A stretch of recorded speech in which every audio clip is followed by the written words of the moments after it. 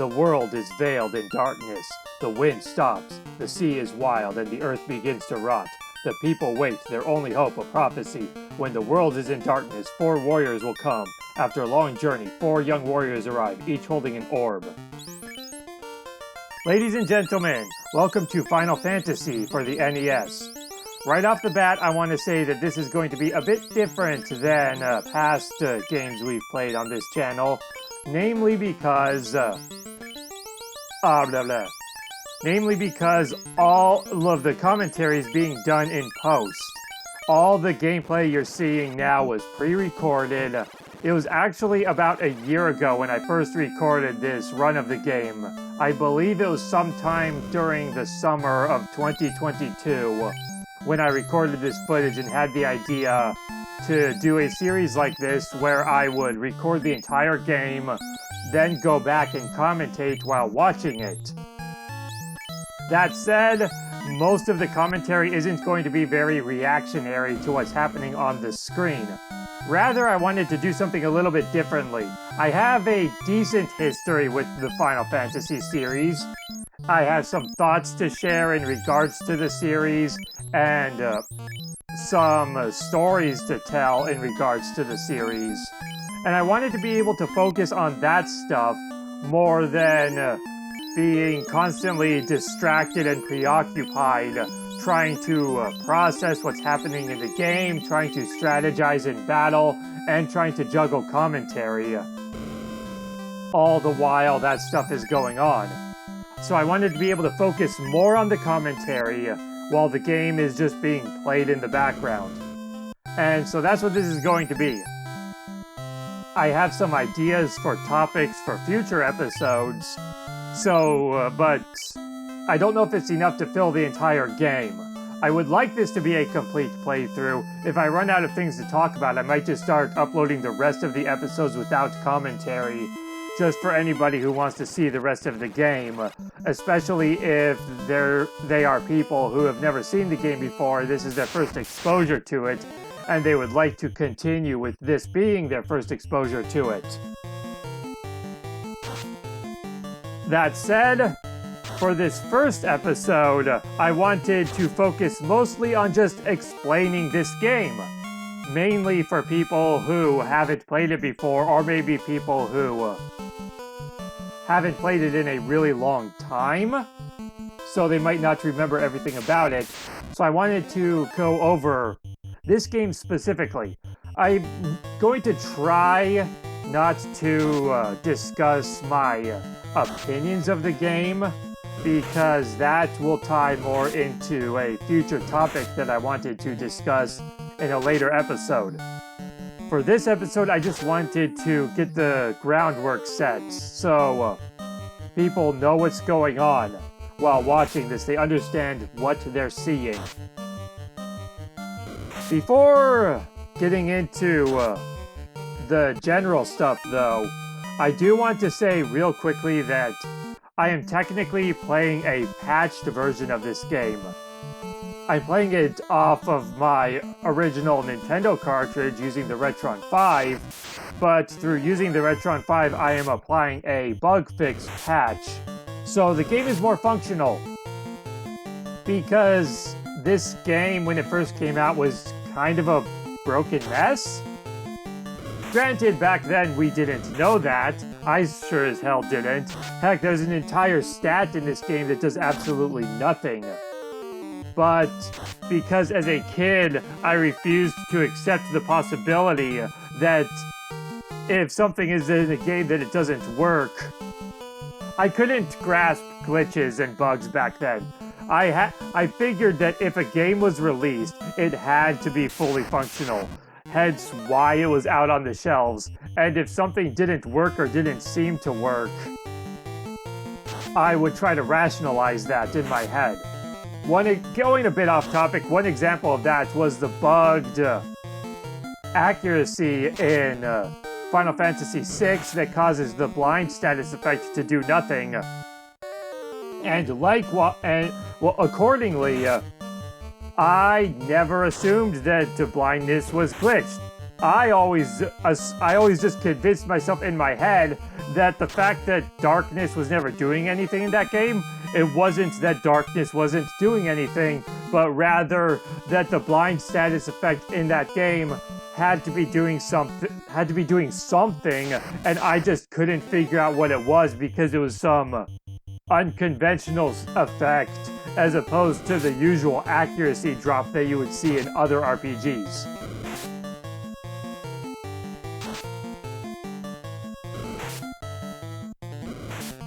Likewise, in this game, the intelligence stats does absolutely nothing, but I always assumed that what it must do is the higher your intelligence, the larger range of damage you deal.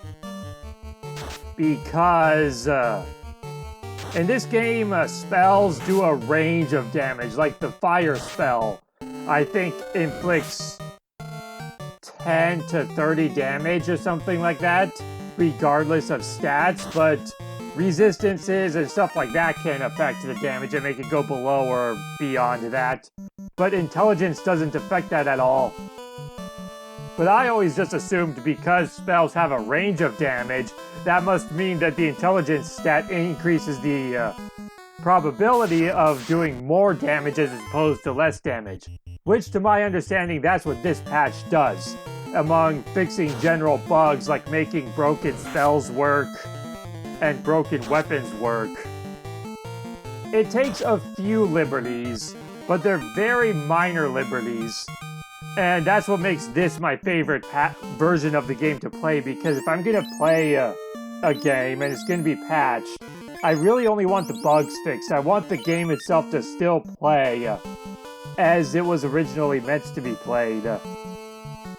Which is kind of the point of this patch. Even the person who made this patch said that they were sick and tired of all these Final Fantasy patches out there that fix bugs, but also do all this other stuff to change the game, instead of just keeping it how it's supposed to be. They took some liberties though, but most of those liberties either don't really affect anything or are things I'm personally okay with, like the intelligence stat. I'm okay with how they fixed the intelligence stat because that makes it so intelligence is at least doing something. And, hang on a second. I felt a burp coming on, I had to take care of that. And on top of making intelligence actually do something, the way they fixed it made it function in the way that I always assumed as a kid it worked.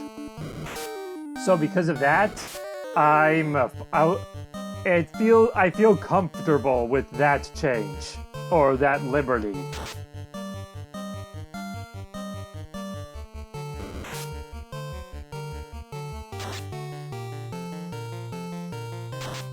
If I pause during the commentary every now and then, it might be because I need to check something real quick, or maybe grab some water, or I'm just thinking about what to say. This isn't going to be a very heavily edited series. I wanted to keep moving forward, even if the commentary or something needs to stop for a second. Just to keep things moving and not interrupt the flow of the game or cut out content in the game or anything like that. So this is going to be a very straightforward very straightforward and very complete playthrough, I guess you could say.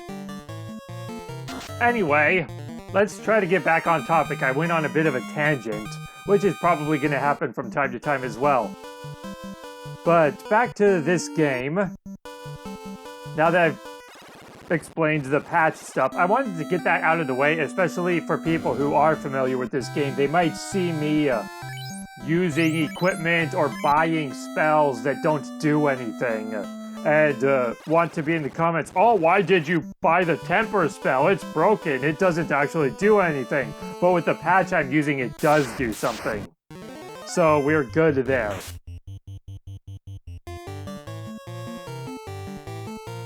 Anyway, on to the original Final Fantasy, starting with the plot.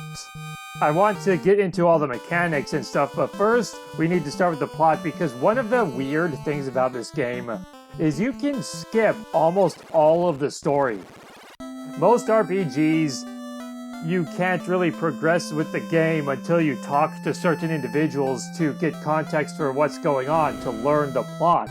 But in this game, there's very few triggers like that. You can just go through the game, ignore the story if you already know where to go or already know what's going on, which is what I usually do, just out of habit. So, but for people who don't know what's going on, basically, we got the introduction at the start about how the world is decaying because something has happened to basically disrupt the four elements that maintain the world's balance. But according to a prophecy, 4 warriors would eventually come to restore that balance. And that's our group of heroes, the 4 light warriors who have come to save the world and restore balance to the world. And their journey begins arriving in the city of Corneria. And in Corneria, if you actually talk to people and go into the castle, you learn that a former knight of Corneria named Garland has gone rogue and kidnapped the princess and taken her up north to the Temple of Fiends to hold her hostage. So you speak to the king, he informs you of this, and basically asks the Warriors of Light, or Light Warriors, whichever you prefer. The series kind of goes back and forth with that, depending on the game, I feel like. He basically commissions them, go north to the Temple of Fiends, rescue my daughter, and bring her back here. And then I will have a bridge built, so you can head up to the main continent and continue your journey. So that's where we are. That's what's going on in the story at this point in time.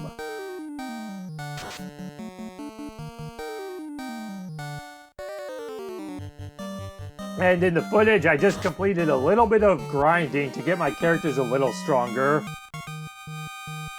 Usually, I'll just get my characters to level 2, and then head up to the Temple of Fiends to take out Garland. Get a little bit of money and experience just because if you don't have any items or anything, some of these battles can be very hit or miss.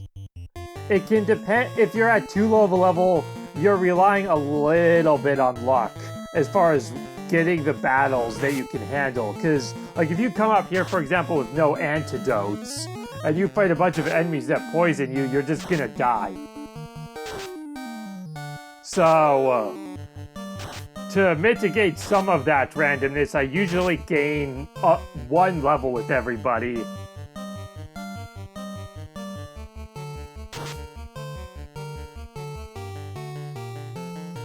Audacity glitched out there for a second. I hope it, just in case it missed, just in case it cut out any of the dialogue, I was basically saying that, like, if you don't do at least a little bit of grinding, maybe get some antidotes or pures as this game calls them, you're relying a bit on luck as far as which enemies you encounter in regards to whether or not you can handle this trip to and from the temple.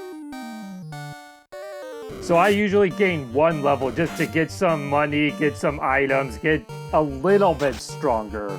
But I have done it before without grinding at all. Just immediately go into town, buy your initial gear, and then just go up and kill Garland and then move on. I've done it either way. But it seems this time I did it with the whole get to level 2 first. When I was a kid, I used to grind all the way to level 5. That was complete overkill. And it took forever to get to that high of a level, just fighting the imps and occasional mad ponies that appear around Corneria.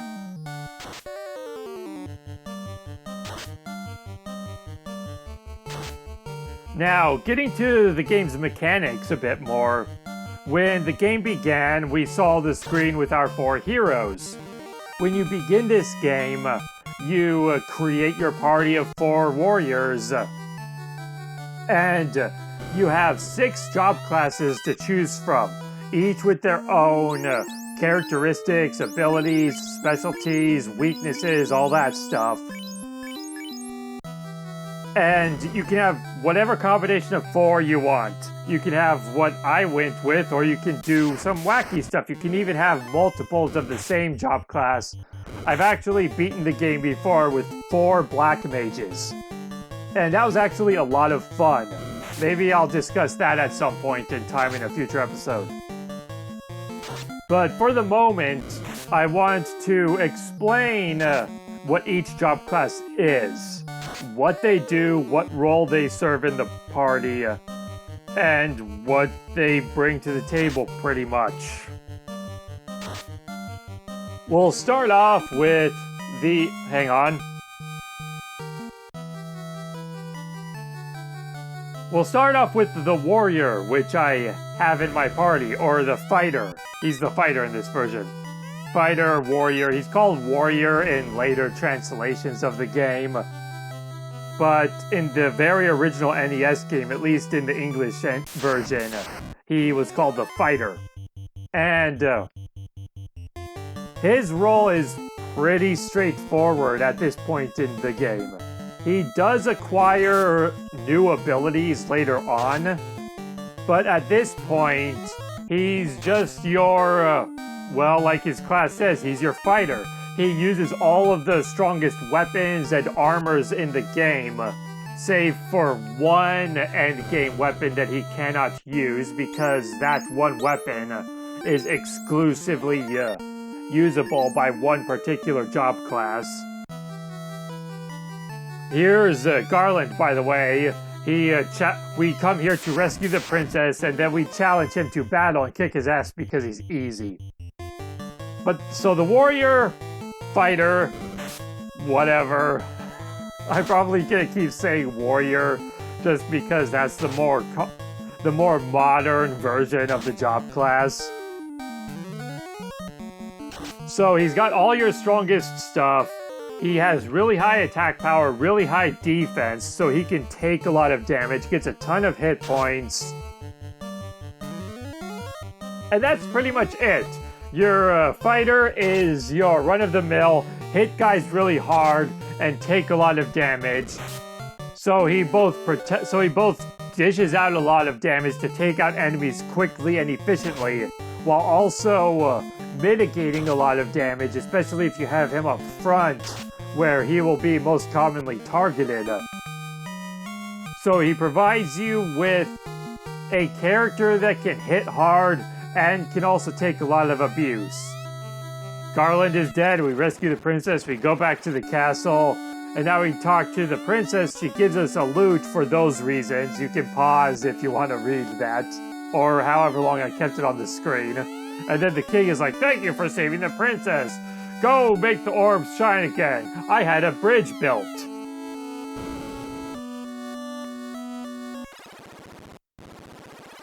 And then from there we can continue on to the next town.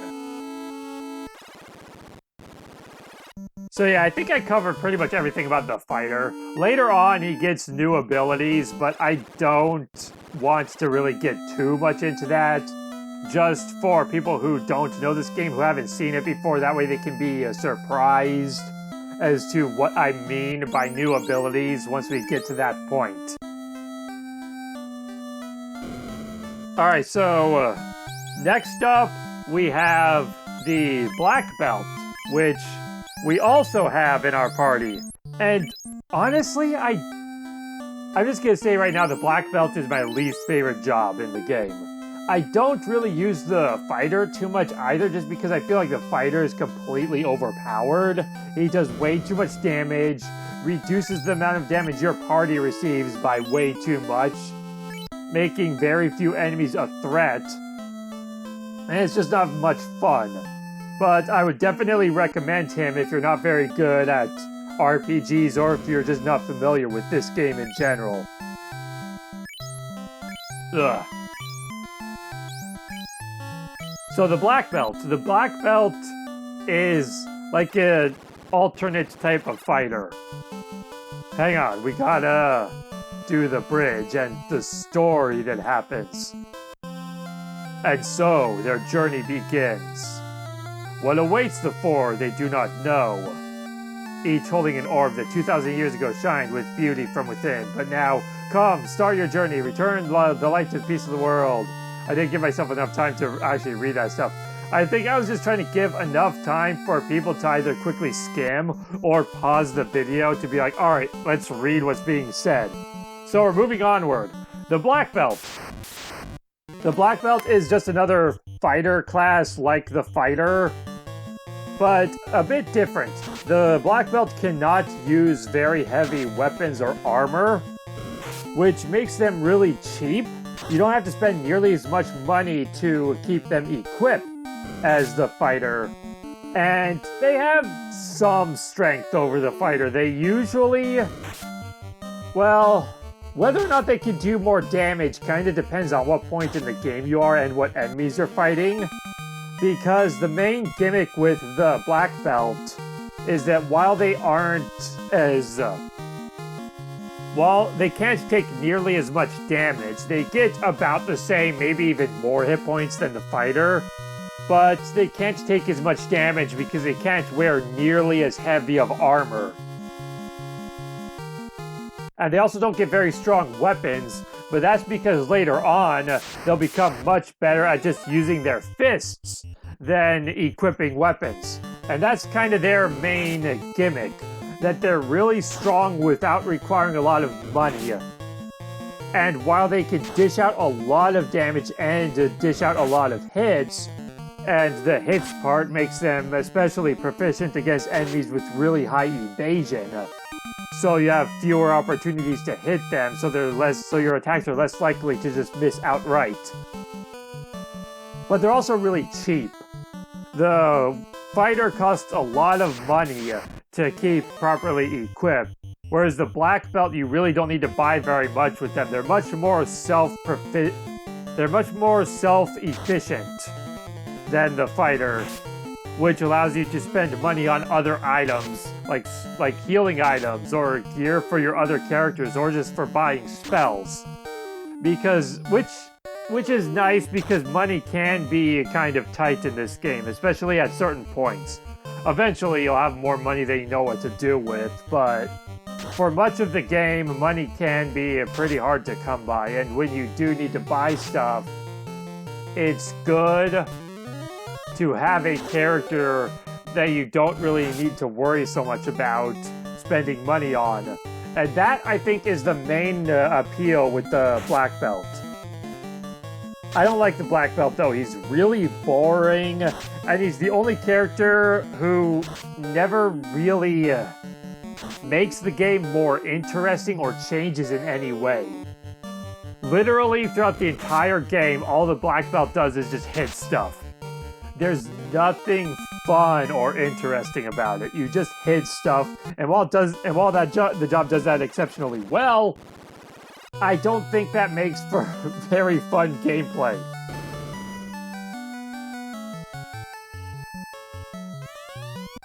But if that's what you want, then hey, go for it. Now, before moving on to the mages, I want to cover the last fighter class. I totally didn't even bother talking to Matoya. But basically, if you talk to her, she'll explain that her crystal eye is missing and that she can't see anything without it. So that's kind of setting us up to be like, oh hey, we need to find this crystal eye at some point. So the next job class, which is actually one we are not using, which is the Thief.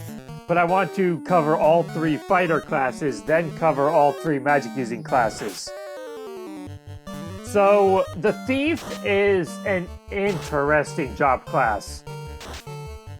He's basically a weaker version of the Fighter.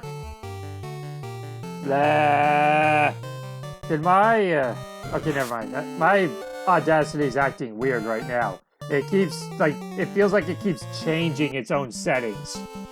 So if my audio's volume or whatever gets weird at any point in time, that's why it's being weird. But let's get back to discussing the Thief.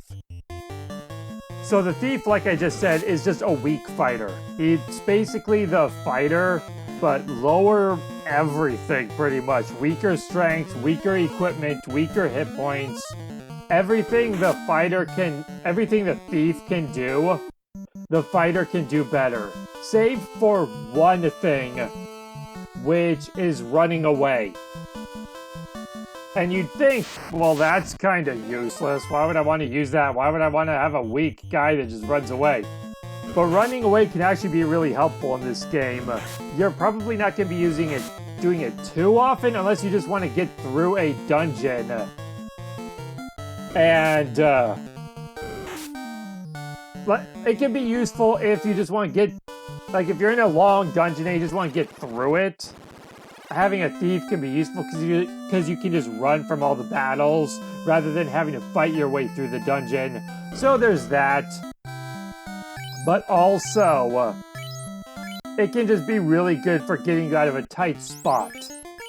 One might say that those tight spots aren't as likely to happen if you just have a stronger character instead of bothering with a thief. But the thief is still competent enough that he's not useless. He may be weaker than the fighter in every way, aside from being able to run away, but he's competent enough that you don't feel like you're wasting that spot in your party when you're not running away. Plus, later in the game, he becomes significantly stronger and gets some abilities that helps distinguish him from the fighter. Not to mention, he's the job class that can use that exclusive weapon that I mentioned before. Although technically the fighter also has an endgame exclusive weapon that's stronger than the thief's endgame exclusive weapon. But if you have one of each, then you basically have an ultimate weapon for each one.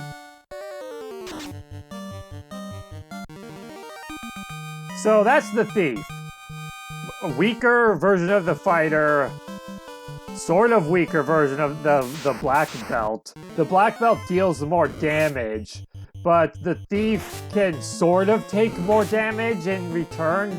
He can wear heavier armor than the black belt, but the black belt gets more hit points.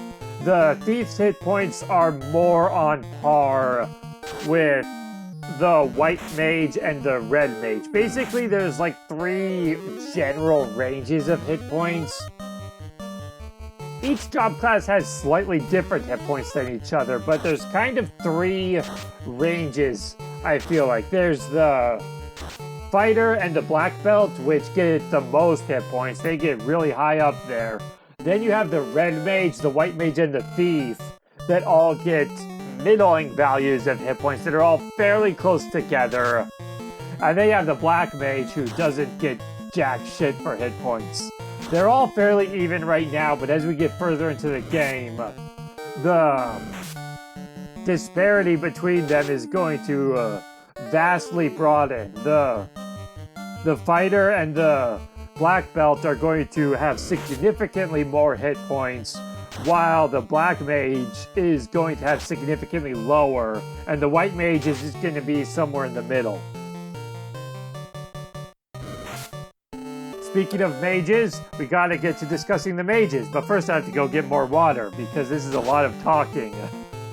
So I'll be right back, and as I said, this is a very lightly edited series. I want to be showing the whole game as we go, not to mention that will help with the fact that I don't know if I even have enough commentary to fill the entire game. So having some pauses in the commentary here and there can help spread things out a little bit more. So I'll be right back. Enjoy the game in the meantime, kind of like it's a stream or something, or you can just fast forward to when the commentary resumes, whenever that will be. Maybe I'll put a timestamp for people who would want to do that, so people know where to jump to resume the commentary.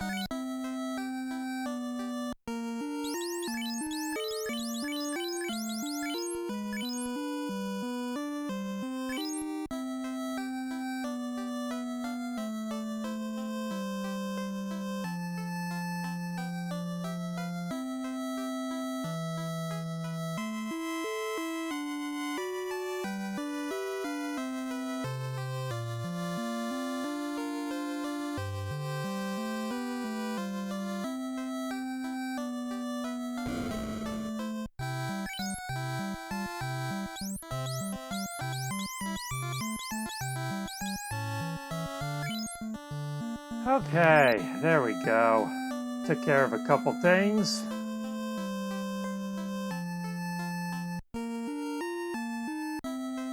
And now we can continue explaining our cast, although some of what I'm about to say you've probably already seen, for the most part, by this point. Namely because we're going to be saving the last job we don't have for last, for reasons that'll become a bit more apparent once we get to that, for those who don't know what it is. So, next up on the roster, we have the White Mage, which is our guy dressed in the white robe. And the White Mage is pretty self-explanatory. It's a magic user, uses really weak weapons, doesn't have much offensive power. It has more offensive power than the Black Mage with its weapons, and gets more hit points while using really light, low-end armor. And most of the White Mage's magic is healing and supportive spells, things to replenish characters' hit points, or restore status effects, so you're no longer suffering from things like poison or blindness, or providing defenses, increasing the strength of the party's armor, or providing resistances to elementals' attacks like fire and ice. That's the White Mage in a nutshell. Really straightforward.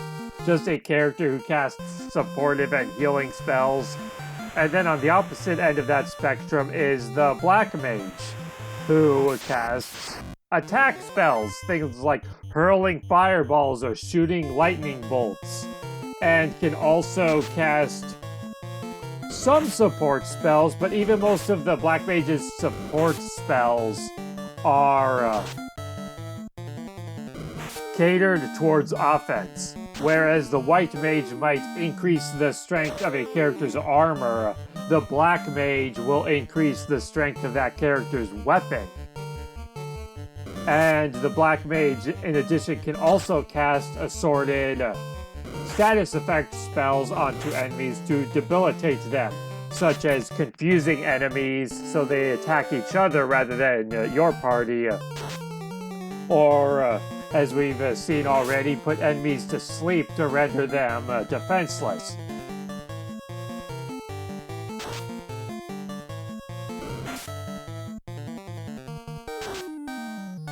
And then lastly, that brings us to the Red Mage, which the Red Mage is basically your character who's a jack of all trades but master of nothing. He can use swords and fairly heavy armor. So he's got a good arsenal, he's got good offense and defense, but his offense and defense are not as high as the fighter. He also isn't as offensively powerful as the black belt. He's more on par with the thief in terms of his weapons and his armor. But in addition to that, the red mage can also use magic. He can cast both white mage spells as well as black mage spells, making him very versatile when it comes to magic. So he can cast support spells to protect the party, or he can devastate the enemies with fireballs, or sleep magic, or stuff like that. But like with his gimped weapons and armor and physical capabilities, the red mage is also limited with magic. They don't get as many magic points to cast their spells as the white mage or the black mage, and there are also certain spells that they just cannot learn. So while the white mage can't learn any black spells, and the black mage can't learn any white spells, they can learn all the spells within their category of magic. The red mage, however, has several spells, especially the late game spells, that just they can't learn at all. Just completely off the table.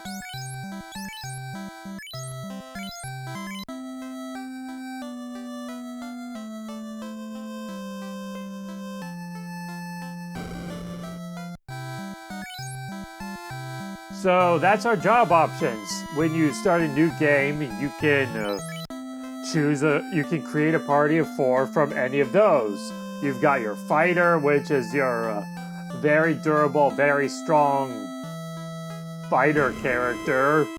Then you've got your black belt, who is very cheap to equip and has offensive capabilities comparable to the fighter with different advantages in that his hits don't deal as much damage, but he can hit many more times, so he's not as strong against heavily armored characters, but he is more proficient when it comes to dealing with enemies that are difficult to hit.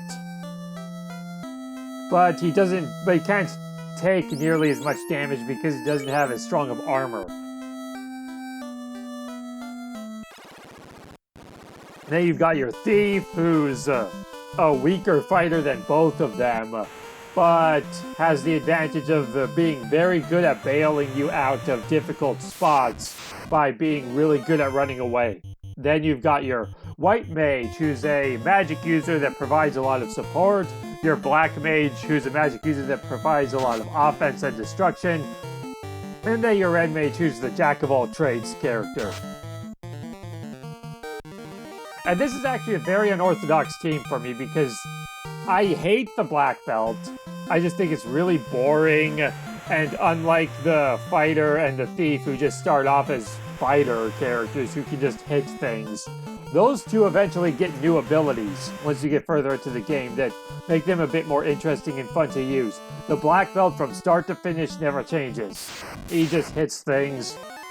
From the start of the game all the way to the end, all he's doing is hitting things, and that's just boring to me, so I don't like it.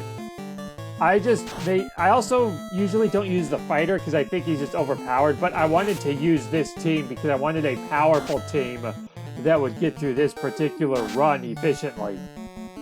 Whereas, with my more usual type of party makeup, battles take longer.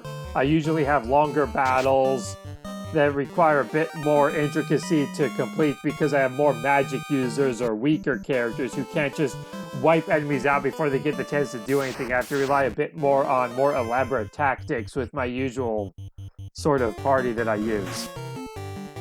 Which is, I wouldn't really say it's more efficient or more effective, but I just find it more fun. So that's usually more than what I go with.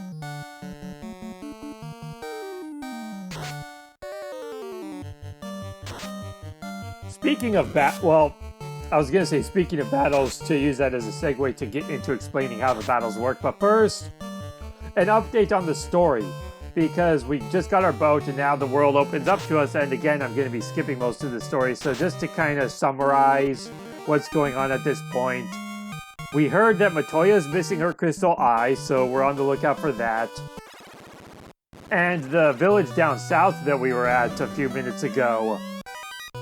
If we talked around in that town, we would learn that that's a village of elves, and that their prince has been put under a sleeping spell by the evil elf Garland, and we need the crown to... oh no, not the crown. We need the herb to heal him, to wake him up from that curse that he's been under for several years. And Matoya has the herb. So we need to get the crystal eye to return that to her, and then she can, in hopes of receiving the herb in exchange. And here we are in a cave of where the dwarves live, and if we had gone south, we would learn that there's a dwarf named Narek who's trying to build a canal, which is also relevant for later, but he needs dynamite to open the canal to finish his project. So we're also on the lookout for dynamite, or TNT as the game calls it, so we can deliver it to him. Again, I didn't talk to him because I already know that. And if we were to head north of the elf village, which I don't remember if I do that in this run or not. Normally I just skip it. I don't remember if I do that to give context. But if we head north from the elf village, we will learn that there's a king living in the castle up north, and he wants us to get the crown from the marsh cave. And that's our next real objective, is to go to the marsh cave to get the crown to deliver to that king. I think because he says he can help us deal with the dark elf Astos, who put the prince under the sleep spell or something like that. I forget the exact context he gives, because I usually don't bother talking to him because I already know where I need to go. I know where to get the crown, so I usually just do that.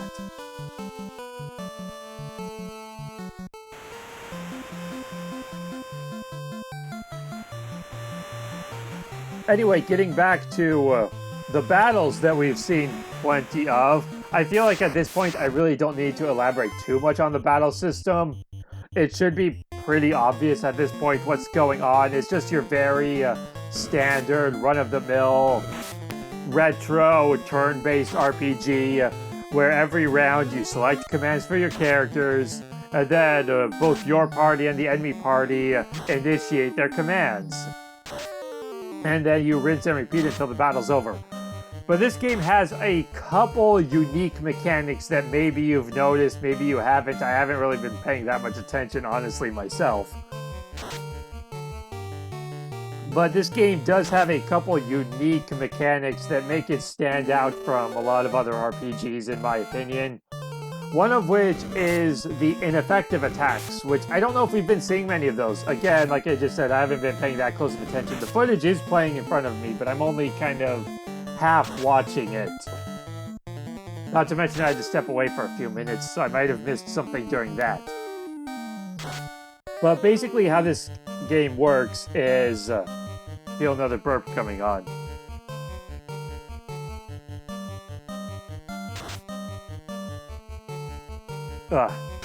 But basically how this game works is, like you see at the start of a round, you select all your actions, blah blah blah blah blah. But whereas in most RPGs, if you attack an enemy and that enemy dies and another character is targeting that enemy,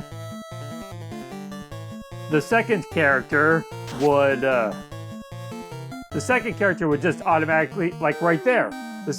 If this was any other RPG, red, because the white had killed that Sahagin, red would have automatically targeted a different enemy instead.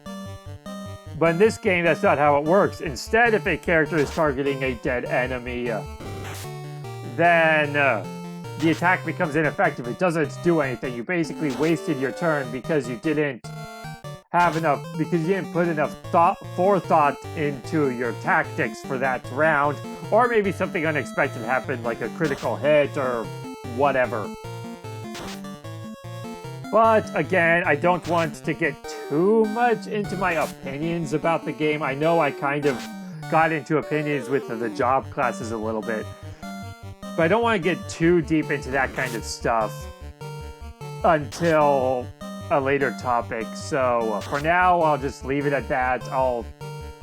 Later on, I'll explain my actual thoughts on ineffective attacks and this other stuff that the game does.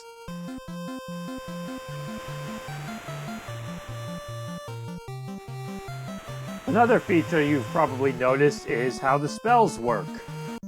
Basically, there are 8 levels of magic for each type of magic. There are 8 levels of white magic, 8 levels of black magic, and you learn those spells by buying them.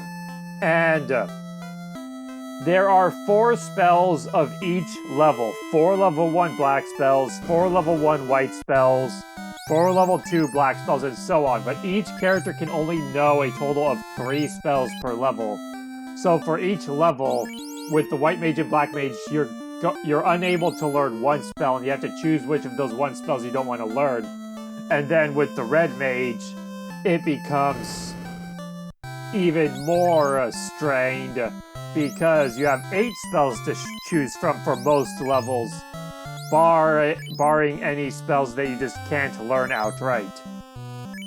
And in addition to the spells being organized by level for the sake of what spells you can and can't learn, each level of spell also has its own magic points, as you could have seen right there, if you looked or if you've just been paying attention in general. All spells in this game only cost 1 magic point, but they cost 1 magic point of their respective level. So like the 2 guys right now have 2 level 2 magic points, so they can cast 2 level 2 spells before they have to rest at an inn or use a house to rest out on the field.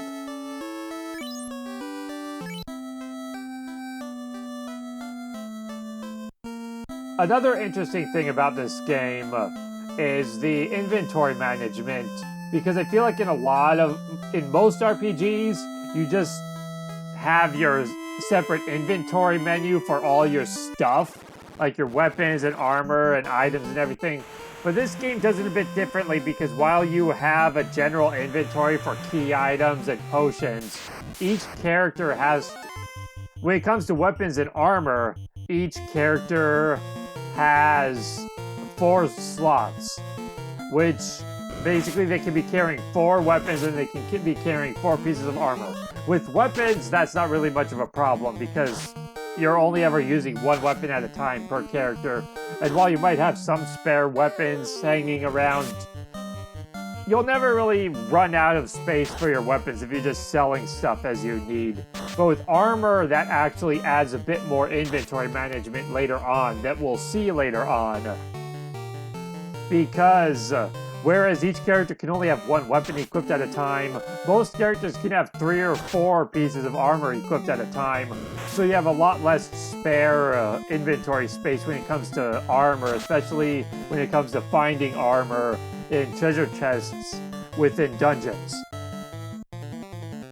I also feel like this is very late to be discussing it at this point, but I also wanted to discuss the commands in battle, just to make clear what our options are. There are 5...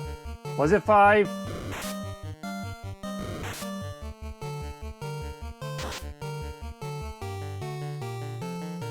Yes, 5 commands in battle. You have Fight, which just hits an enemy with a weapon.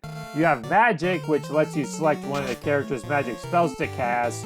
You have Drink, which does what you would think Item would do, which is use an item.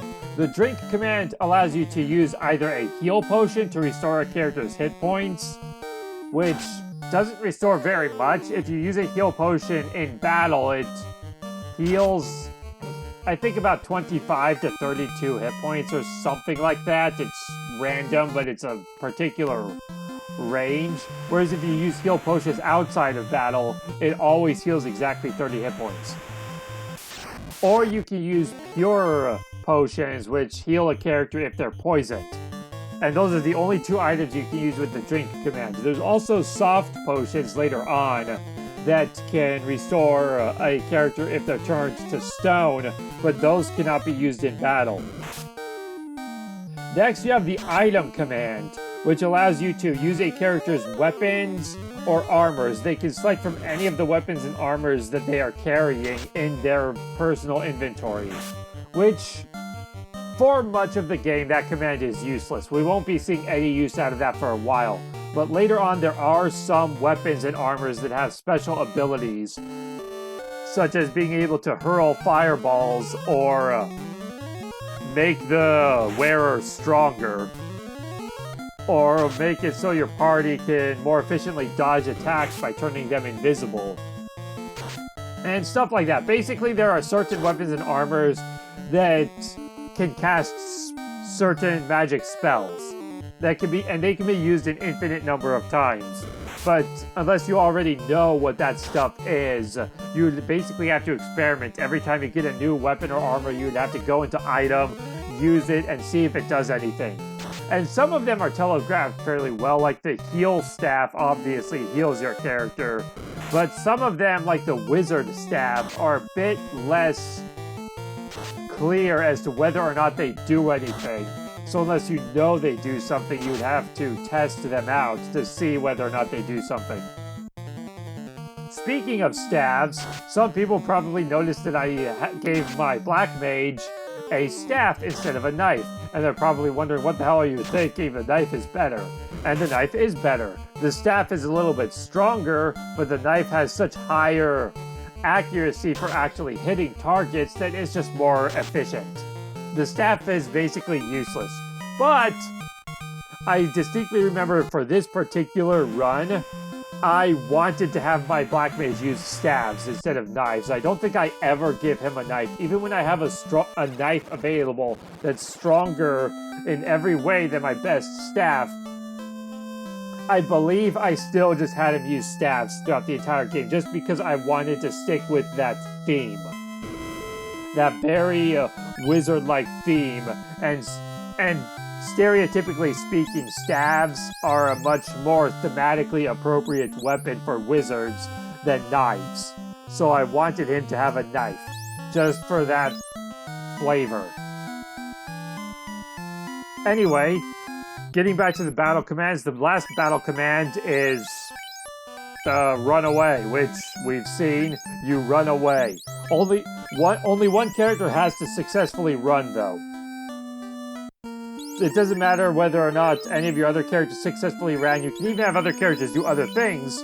Like you could have like in this situation, if I needed to run from battle, I could have my fighter, my black belt, and my white mage all attempt to run, while I could have my black mage cast the sleep spell to try to hold off the enemies and mitigate any damage I might receive while attempting to run away with all my other characters. And just so long as one character successfully runs away, the entire party escapes the battle, which plays into the thief's strength, because it doesn't matter how good everybody else is at running away, so long as the thief is able to get away, he can save the rest of the party.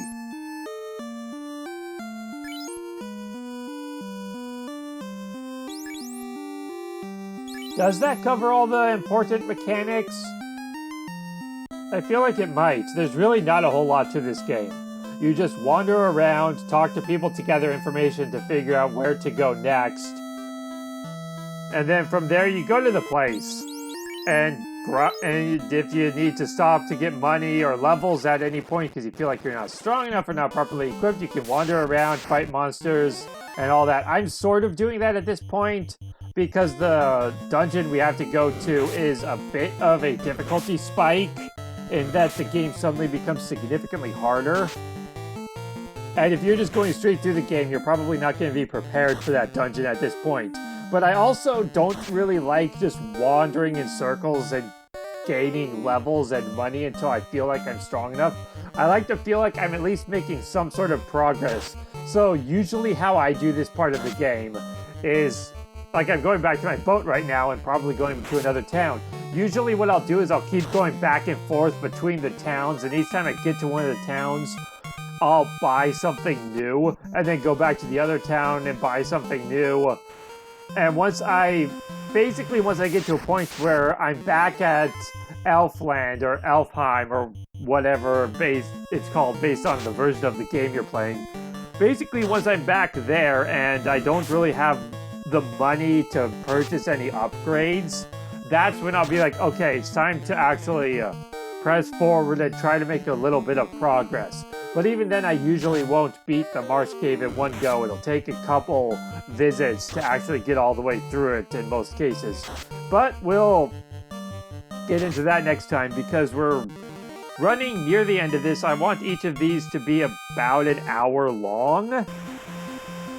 And I feel like, for the most part, I've covered all the important game elements, in addition to the fact that you've probably seen most of what's going on. But if anything is unclear, then you can let me know, and I'll double back on this topic in the future, so long as I see that people are confused about something or would like something more elaborated. And that would also, again, give me more to discuss, because like I said, I don't know if I have enough to get through this whole game. But, so with that, I guess we'll just stop about here, and I'll see you next time.